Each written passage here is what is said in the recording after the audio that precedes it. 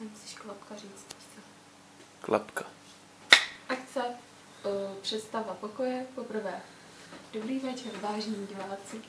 Slyšeli jsme se zde jako každou neděli u našeho nedělníku. Ukažme si, co máme v pokoji.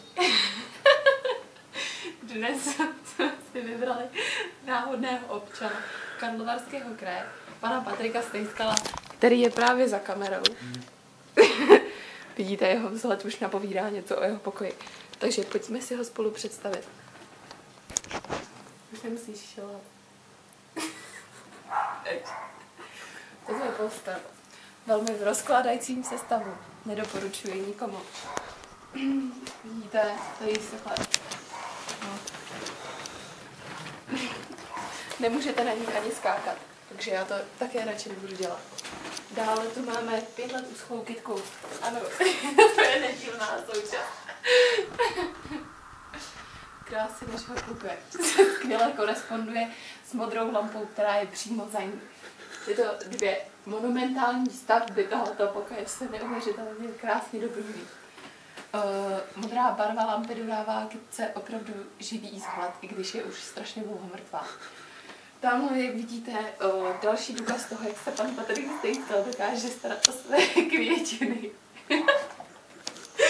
A takto bychom mohli pokračovat po celém pokoji. Tato kytka vypadá strašně krásně, protože je umělá. Tady už, jak vidíte, už to taky jako není, co to bývalo. Že jo? A o této už ani nemluvím.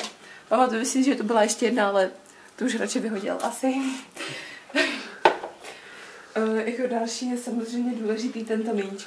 Opravdu měkký, už ho tak 10 let nenafukovali. Dále tu máme velmi... Pardon, tady si všimněte vzoru pana Huliče šilavého Patrika Stejskala. Bob Marley, ano, vidíte dobře? Zrovna si balí jointa. Takže jako další tu máme velmi pořádný stůl, takže tak to vypadá Patrikovo příprava například do školy. Ano, nemá jedničky, nemá A. To ne. Poznat. Velmi rád jí, hlavně syny Vinis, jako jak tady vidíte, pak jich je ještě 10 za stolem a to už vám ukazovat nebudu.